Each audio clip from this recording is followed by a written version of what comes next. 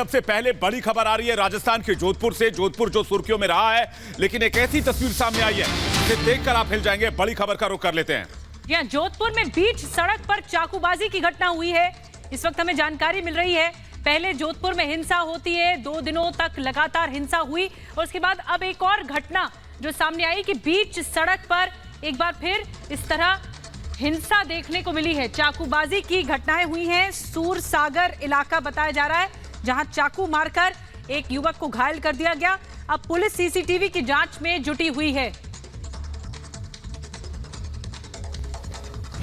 CCTV की इस तस्वीर को ध्यान से देखिए। ये तस्वीर उसी जोधपुर से आई है जो हिंसा से हलकान है। बताया जा रहा है कि तस्वीर जोधपुर के सूरसागर इलाके की है, जहां राजू मेवाड़ नाम के एक शख्स को चाकू मारकर घायल कर दिया गया।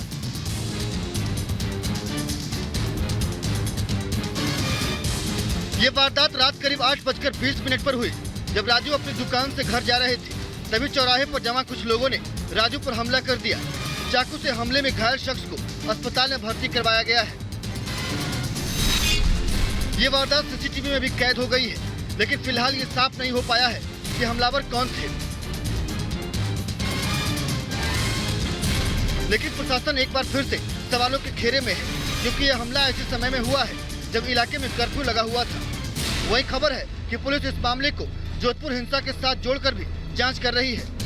Bureau report, Republic Bharat. और इसी खबर पर बातचीत करने के लिए हमारे साथ वैभव जुड़ रहे हैं, उनके पास चलेंगे। वैभव को स्क्रीन पर लाइए। वैभव, क्या हुआ था? और ये तस्वीर जो जोधपुर से सामने आ रही है वो वाकई दर्दनाक और हिलाने वाली तस्वीर है, और अपराध किस तरह से जोधपुर में बढ़ रहा है उसे साबित करती है। हुआ क्या था? वाकई विवेक, बहुत सारे सवाल हैं सीसीटीवी के बाद, क्योंकि जिस जिले में आप सोचिए कर्फ्यू लगा हो, 10 थाना क्षेत्र ऐसे हैं जिनको पूरी तरह से ब्लॉक कर रखा गया है। उसके बावजूद उसी जिले से सुरसागर इलाके से वो तस्वीर सामने आती है जहां पर एक शख्स को चाकू मारा जाता है। राजू नाम का ये शख्स जब अपने किसी काम से बाहर निकला, जिसके बाद उसे कुछ लोगों ने रोका और उसके बाद उस पर जानलेवा हमला कर दिया। ऐसे में आप अंदाजा विवेक बिल्कुल साफ लगा सकते हैं कि यहां पर प्रदेश में, जिले में लॉ एंड ऑर्डर की स्थितियां क्या है। आज यहां पर शांति कमेटी की बैठक हुई। ये कोशिश की गई कि शांति व्यवस्था को बनाए रखा जा सके, लेकिन उसके बावजूद ये बैठक जो है बीजेपी की तरफ से बीच में छोड़कर लोग बाहर निकल गए। हमारे साथ बीजेपी के जिला अध्यक्ष भी हैं, इनसे विवेक हम बात करना चाहेंगे। क्या वजह रही जो आप लोग मीटिंग बीच में छोड़कर बाहर आए? हमने मुख्य रूप से ये मुद्दा उठाया था कि जिस तरह से स्वतंत्रता संग्राम सेनानी शहीद बाल मुकुंद बिरसा की मूर्ति पे जिस तरह से उनको अपमानित करा गया, उनका मुंह ढक दिया गया लाल और हरे कपड़े से, उसके बाद भगवा ध्वज हटा दी गई। और ऐसे परसों रात के बाद कल सुबह जो हिंसा हुई, उस हिंसा में भी ये उपद्रव था।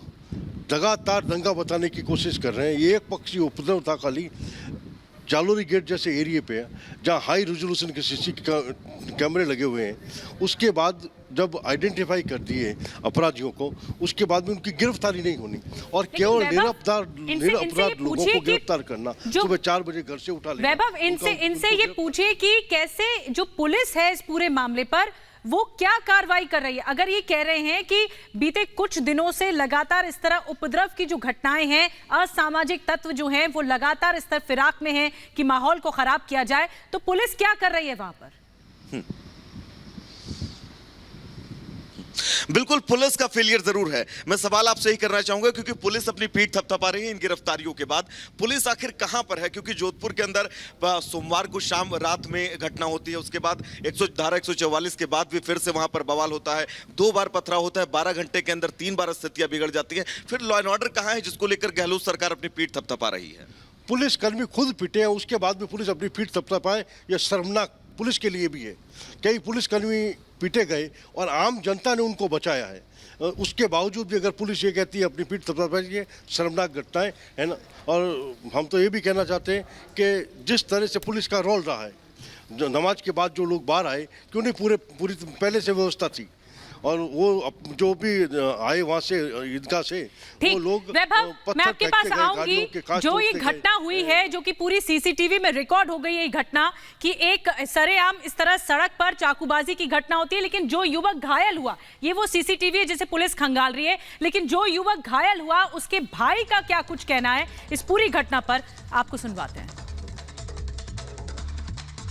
कहा यह जा रहा है कि इस झड़प में तकरीबन 30 से ज्यादा लोग घायल हुए हैं, जिनमें से एक शख्स दीपक, जिसकी पीठ पर चाकू लगा हुआ है, वो इस वक्त सर्जिकल आईसीयू में एडमिट है। उनके भाई हमारे साथ लोकेश मौजूद हैं, जिनसे हम बात करेंगे, क्योंकि ये भी उस वक्त दीपक के साथी थे। लोकेश, क्या हुआ था? सर हुआ कुछ नहीं था, हम लोग दोनों भाई जो है दवाई लेने के लिए जा रहे थे जालूरी गेट के लिए।